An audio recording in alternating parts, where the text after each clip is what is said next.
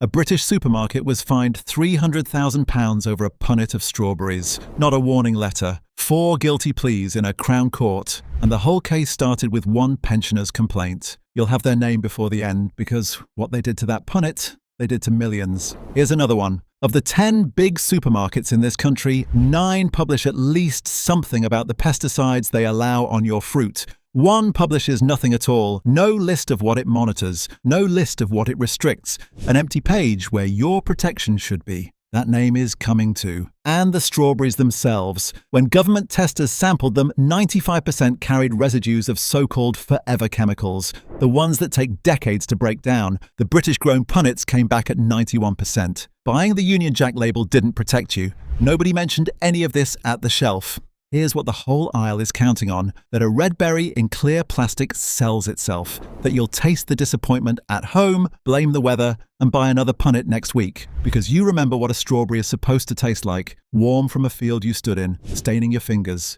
gone before the car park. That strawberry still exists in Britain, it just doesn't get anywhere near these shops. So this is the one to watch before your next shop.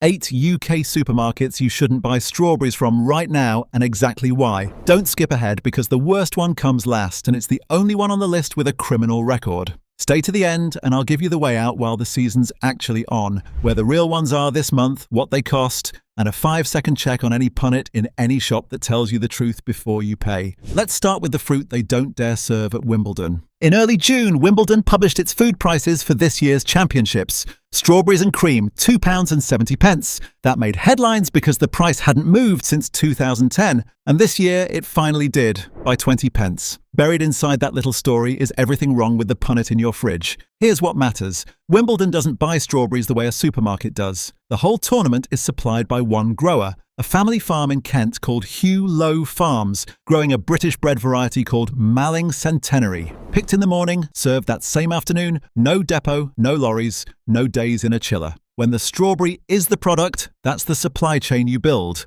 And there's a reason it has to work that way. A strawberry stops ripening the second it's picked, not like a banana. It will never get sweeter on your windowsill. Whatever sweetness it has when it leaves the plant is all it will ever have. So, a berry picked ripe is perfect, and too soft to survive a supermarket's journey. The supermarkets know this. They pick early anyway, by design. Early means firm. Firm means it travels. And it means the fruit arrives looking like summer and tasting of nothing. Picked sour, sold sour, stays sour. Now the knife twist. While that system runs, the British growers inside it are going under. Their own trade body says 4 in 10 berry farms could be gone by the end of this year. Costs went up 18p a punnet. The supermarkets paid 4p more. 18 up, 4 covered. The farms swallowed the rest. That's not a hard season, that's a slow eviction. So that's the real story behind the headline. The best strawberries in Britain never touch a supermarket, and the shops decide everything about the ones that do. Which shops run it hardest is what the rest of this video answers. 8 of them, counted down, the worst one last, and at the end, the way out while the season's on, plus the 5-second punnet check. One thing before the countdown, if your family buys strawberries every week of the summer, most do, give this a like, and tap hype if you see it. Hyping a video is the single strongest signal you can send YouTube to put this in front of more shoppers. These shops have £1 million ad budgets. We have you. Send this to whoever does your big shop, and let's get into it. Number 8. Waitrose.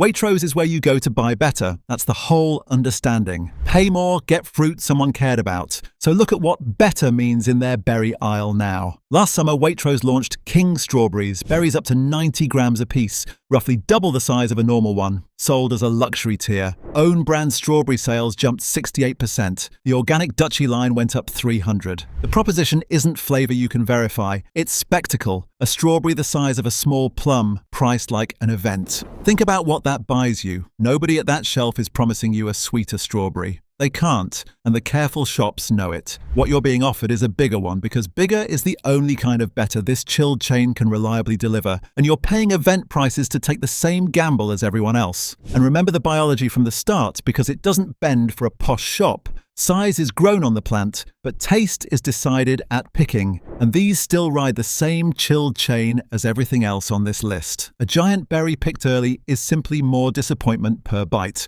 There's a second thing your money is buying here, and it matters more than most shoppers are ever told. Pan UK's analysis of 5 years of government testing found 86% of strawberry samples carrying more than one pesticide residue, the fourth worst crop on their entire list. DEFRA's answer, for the record, is that residues sit within strict legal limits, below levels considered safe, and that's true. But those limits are set one chemical at a time. Nobody sets a limit for the cocktail. So, a supermarket that writes down what it tests and what it restricts is doing you a genuine service. Hold on to that, because it decides several places on this countdown. Here's what Waitrose deserves said plainly. Alongside M and S, it sits at the very top of the Pesticide Transparency League, among the few that publish their residue testing. The paperwork is the best in this video, which is exactly why the showmanship grates. This is the shop that knows precisely what a careful berry looks like, choosing to sell you a big one instead. That's not a better strawberry, that's a bigger one. And at Waitrose prices, the difference matters more, not less. So when the king berry catches your eye this summer, read the size for what it is. Proof of breeding and budget, and no promise at all about the one thing you actually came for. Number 7. Aldi. Aldi's pitch is the honest bargain. Same quality, smaller bill, no nonsense. Start with what's genuinely true. When consumers ranked strawberries from 10 major retailers, Aldi won. Their Christine variety berries beat everyone, including the shops charging half as much again. The fruit on the day of that test delivered. Now the part they're quieter about. In Pan UK's ranking of supermarkets on pesticides, what they monitor, what they restrict, what they tell you, Aldi sits at the bottom of the table alongside one other name we're saving. The berry might be lovely, the paperwork behind it is close to a closed door. You're not just buying fruit, you're buying a policy. And at Aldi, the policy is largely a shrug. And for most of the past decade, that shrug mattered more than you were ever told. After Brexit, 36 pesticides banned in the EU stayed legal here, among them dimethomorph, banned across the Channel as toxic to reproduction and used on British strawberries. Until this spring, when the UK-EU deal finally realigned our standards, the main thing standing between those chemicals and your punnet wasn't the law. It was each supermarket's own policy. A shop whose policy sits at the bottom of the table wasn't just being coy with you, it was leaving the door open. And watch the shelf itself, because the trade press caught a small classic back in 2019. 2 Aldi punnets, both 227 grams. 1 badge Nature's Pick at £1.79, 1 badge Specially Selected at £1.85. Same weight, 6p for the posher word. Pennies, yes, but it tells you how the aisle thinks. The label is a product in its own right. Your weekly shop is full of choices exactly like that. Same product, warmer word, higher price, and the aisle is betting you'll never stop to weigh them. Aldi grows a decent strawberry and tells you almost nothing about it. That's not no nonsense, that's no answers at a very good price. And if a closed door bothers you, stay with me, because one shop further up this list never built a door for you to knock on in the first place. Number 6. Sainsbury's. Sainsbury's built its name on being the grown-up of the big four. A bit dearer, a bit better, the sensible choice. On strawberries, the record reads like a long, slow shrug. In the Pesticide Transparency League, Sainsbury's dropped a place at the last ranking. Not because it got worse, but because others moved faster and it didn't move at all. Standing still in a table about protecting your food is a decision. And it's a decision made about you specifically. The shopper paying extra on the assumption that someone in an office is moving on your behalf. Then there's where the winter punnet comes from. When British fields go quiet, Sainsbury's was named in the press, along with one other shop on this list, as selling more Egyptian strawberries, imported February fruit. Flown or shipped in, sitting in packaging designed to feel like a Kent morning. Legal, labelled if you squint, and a very long way from what the picture on the front is selling. And this isn't a niche habit. Egypt and Morocco each account for roughly 15% of Britain's strawberry imports. The February punnet in your trolley has often travelled further than your last holiday, and nothing at the shelf is going to mention it.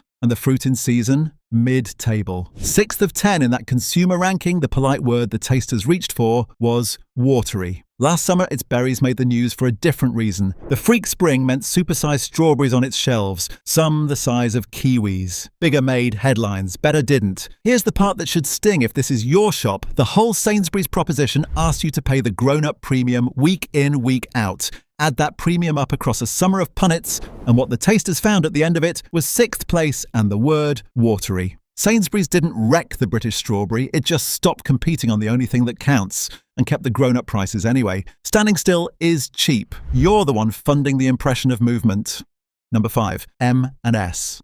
Food theatre is M&S's home ground. This isn't just a strawberry, the advert purrs. And on the chemical paperwork, they've earned real credit. M&S tops the Pesticide Transparency League. The most careful berry program in this entire video lives here. Now watch what they do with it. M&S sells the Red Diamond, an exclusive premium strawberry line marketed on flavour, priced accordingly. And last summer, it turned the strawberry into content. The strawberries and cream sandwich, £2.80, queued for and posted everywhere. A viral sandwich that cost more than a full 300-gram punnet of actual strawberries in the same shop. The fruit had become a prop in its own advert. And look closer at the names on the punnet, because the exclusivity is part of the theatre too. Some M&S strawberries carry the Driscoll's name on the label, the Elizabeth variety. Driscoll's is the world's biggest berry company, and in 2023 it bought the marketing arm of Berry Gardens, the cooperative handling fruit for 42 British growers and most of the leading supermarkets. Driscoll's owns the genetics. British growers license varieties they will never own, growing fruit to a global company's recipe on British soil. So when the advert purrs exclusive at you, be clear about what's exclusive. The license, not the field and not your experience of the flavour. This is the double game played to perfection. They have proven in writing that they know exactly how to do strawberries properly, and then they charge you a second time for the performance of it. The premium isn't covering a better berry so much as a better story about the berry. Same machine as everyone else underneath. Picked early, chilled, travelled, with giant novelty berries on the shelf last May like everywhere else. That's your money buying the story twice, once in the premium on the punnet, once in the queue for the sandwich. M&S doesn't sell you a strawberry. It sells you a strawberry and then sells you the idea of one on top. And the second item is where the margin lives. Hold on to that thought about borrowed names too, because the shop at number 1 went further than licensing one. It invented one outright. Number 4, Lidl.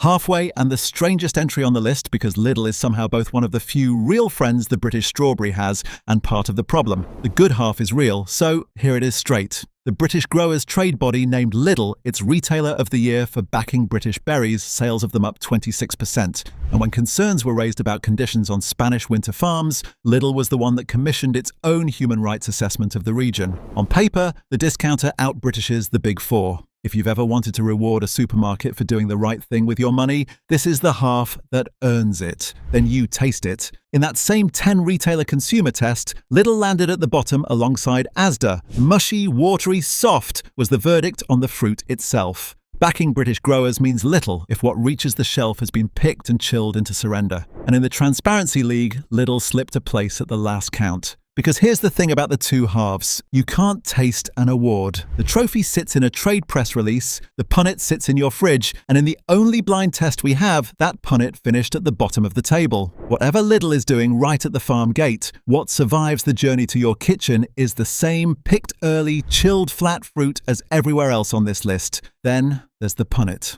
Lidl's strawberries come badged Oaklands, a warm, orchard-sounding name that belongs to no farm you can visit because it's a brand invented in an office. The fruit inside is genuinely British and labelled so. The name on the front is scenery, the cosy front on a shop that of all of them least needs one. Lidl is half hero, half costume. The grower gets backed. You get the make-believe farm and a punnet that tastes like the bottom of the league. Both halves are true, and you're only ever sold one of them. So give Lidl the credit the growers gave it, and make it earn your loyalty with your own mouth, not with the badge. Number 3, Asda. Asda's whole identity is the family shop, pocket money prices for people feeding actual households. So start with what the growers themselves say. The British Berry Trade Body ranked the supermarkets on who actually backs British fruit, their data, their league table, and Asda came out as the least supportive of British berries of the big names. Not an activist's claim, the verdict of the people who grow the things. Set that against what's happening at the farm gate. Nearly half of British berry growers now say the business is unprofitable. In 2022, retail strawberry prices rose 11%, and the growers' share of that rise was 0. And when the retailer's trade body tried blaming middlemen for the squeeze, the growers' answer was short and devastating. There are no middlemen in the British berry industry. The money stops at the supermarket. And the supermarket the growers rank last for backing them is the one you're standing in. It runs through the rest of the record. That consumer taste test put Asda's strawberries at the bottom with Lidl's. Overripe, mushy, watery, with the old shelf-life workhorse variety flagged by name. That variety deserves a sentence of its own. El Santa, Dutch bread for shelf life dominated British shelves for more than 30 years, while guides like the Good Fruit Guide panned it as watery and tasteless. The industry has had the flavour answer for over a decade. A British bred berry you've already heard about today, serving centre court. Stocking the workhorse anyway is a bet about you, that your family will notice the price and not the fruit. And when Asda relaunched its budget farm stores range, the Farmers Union publicly warned about exactly the trick you'd expect. A wholesome, invented farm name doing the work that British sourcing should be doing, with the NFU insisting origin must be clear on the front. The pattern isn't an accident, it's a strategy. Source it cheaper, badge it warmer, and bet that a family in a hurry won't flip the punnet. The savings are real, so is what's traded away to get them.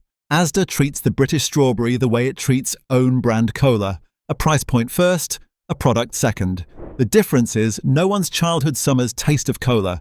And once the growers are gone, no rollback price brings them back. That part of the bargain is permanent, and you're the one who inherits it. Quick breath before the final two, because the proof that none of this is inevitable is sitting right in the middle of the same high street. Morrison's and the Co-op both belong to the small transparency club that publishes its pesticide residue results. Sunlight in an aisle that mostly prefers the dark. The Co-op's berries won that consumer taste test's top spot alongside Aldi's. And Morrison sells naturally wonky punnets, the odd-shaped fruit other chains reject at the farm gate, sold cheaper instead of wasted. That wonky punnet matters more than it looks because strawberries face the strictest cosmetic marketing standards of any fruit on the shelf, and somewhere between 10 and 16% of the crop is wasted on size and shape alone. Perfect fruit, rejected for geometry in the same years you're told the British season is precious and short. A shop selling the rejects cheaper instead of binning them isn't running a gimmick. It's quietly admitting the beauty standard was never for your benefit. And notice what none of this costs those two shops. Nothing but honesty. Publishing the test results, selling the odd-shaped fruit, ordinary shops doing the ordinary right things at ordinary prices, which tells you the silence everywhere else is a choice. And it removes the last excuse for these final two. Number 2, Iceland. Remember the empty page from the start of this video? Here it is. Iceland is the only one of Britain's top 10 supermarkets with no published list of the pesticides it monitors, restricts, or prohibits. Not a thin list, no list. Every other name in this video, including the ones we've just spent 20 minutes pulling apart, at least writes down what it allows near your fruit. Iceland's public answer is a blank sheet of paper. Pan UK, who compile the rankings, place them at the very bottom of the table for it, alongside Aldi. Except Aldi at least clears the lowest bar of having policies to rank. Now add the part almost nobody tells you. The official safety net underneath all of this is thinner than you'd hope. Government residue testing runs to only around 2,500 samples a year, and the list of produce tested changes from year to year. Pan UK's verdict is that it's impossible to establish long-term trends. So the supermarket's own pesticide policy isn't some nice-to-have sitting on top of solid regulation. For your punnet, the shop's paperwork is most of the protection you actually get. 7 shops on this list at least give you a paper trail to judge. Iceland hands you a blank sheet, and there's no glory in the fruit to offset it. In the consumer test, Iceland's strawberries sat in the bottom tier. Soft, watery, bland, sometimes bitter. Bitter. From the one fruit whose entire job is sweetness. If Iceland is where your big shop happens, that's the trade you're making. The bottom tier of the taste test, backed by the only empty page in the league. A company confident in its supply chain publishes the paperwork. It costs nothing but scrutiny. Silence like this isn't the behavior of a business with nothing to show. It's the behavior of one that's never been asked. Consider this the asking. Iceland's strawberry standard is a blank page. And a blank page means whatever arrived on the lorry that morning. You deserve a fuller answer than that for your £2. They've simply never written one. The shop at number 1 wrote plenty down. A court made sure of it. And number 1, Tesco. Britain's biggest supermarket. More than £1 in every 4 of the nation's grocery money. And on strawberries, a record no other shop on this list can match, because it's the only one with a criminal conviction. Birmingham Crown Court, 2013.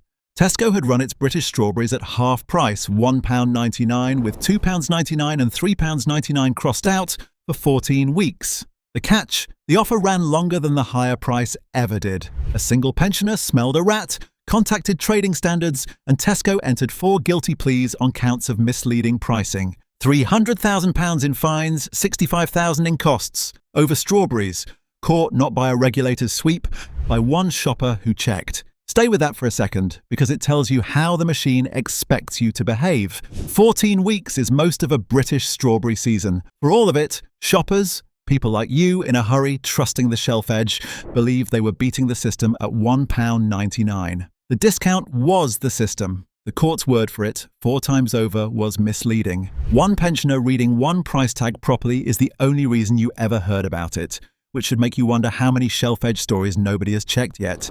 And the front of the punnet got the same treatment as the price tag. In 2016, Tesco rolled out its invented farm brands, among them Rosedene Farms, a name attached to its strawberries that belongs to no farm in Britain or anywhere else. The Farmers' Union referred the scheme to trading standards, and reporters found Rosedene-branded fruit that had been grown in Morocco, a farm that doesn't exist, fronting fruit from another continent, in the aisle of a company already once convicted over the same fruit. Think about the job that name was doing in your trolley. Rosedene exists for one reason. You trust a farm more than you trust a corporation, and Tesco knows it. The name borrows your faith in British farming and spends it on fruit in the reported case from another continent, and nowhere on the punnet is the exchange rate printed. Add the winter record, named in the press with Sainsbury's as selling more Egyptian strawberries, and last May's kiwi-sized novelty berries, and the picture completes itself. And remember the scale that picture sits at. More than £1 in every 4 of Britain's grocery money means whatever Tesco decides about the punnet becomes the default British strawberry, the one your family gets unless you actively choose otherwise. Every move in this video, one shop, one punnet. The invented farm on the front, the travelled fruit inside, the price theatre at the shelf edge, and the only criminal conviction in the British strawberry aisle. The most trusted name in the trolley and the most documented. That's not a strawberry Tesco is selling you. It's a stage set of one, and a court has already said so once. Courts can only punish the past, though. The walking past is yours to do, and this month, you can. So that's the machine. You've now seen every part of it in motion. Size sold as luxury, bargains with no paperwork, the quiet slide, premium theatre, the cosy front, the abandoned grower, the empty page, and a conviction. One last moving part deserves naming because you've felt it without being told. While the price point on the shelf held steady,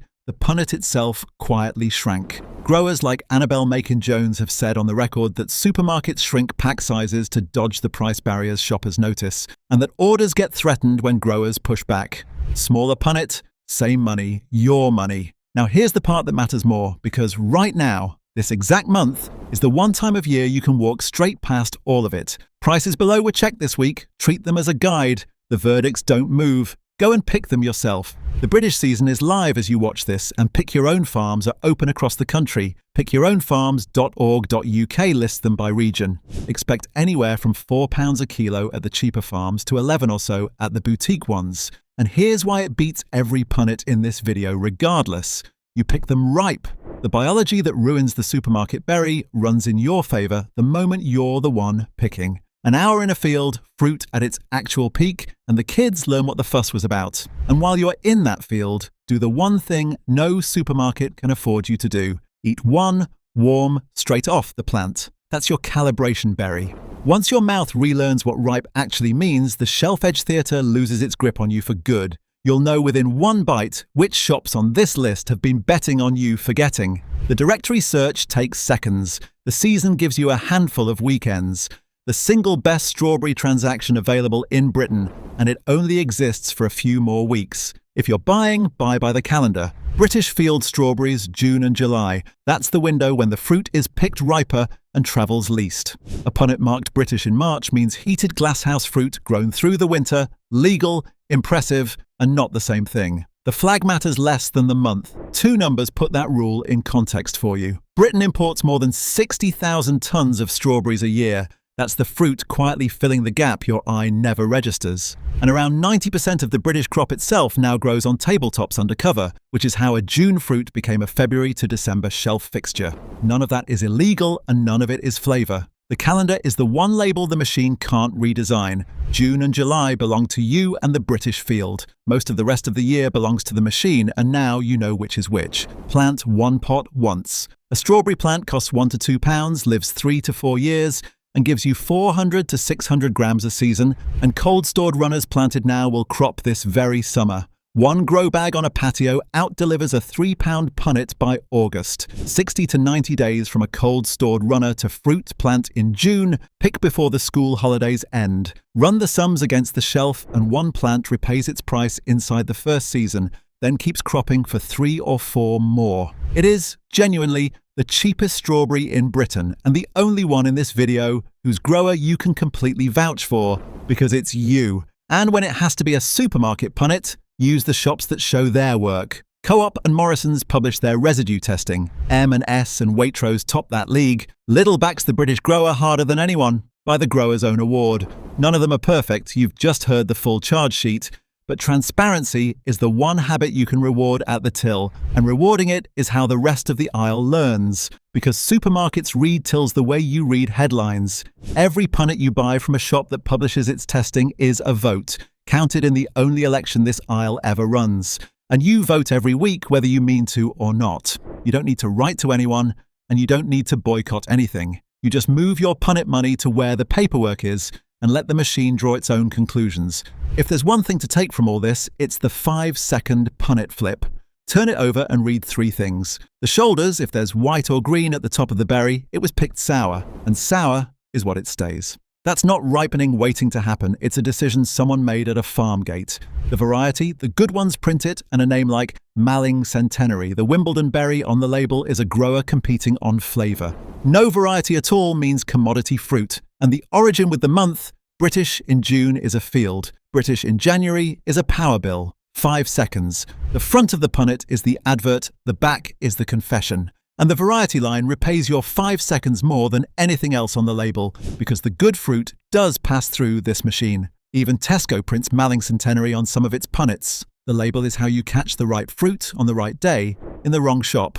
No variety name at all is an answer to commodity fruit, grown for the journey rather than for you.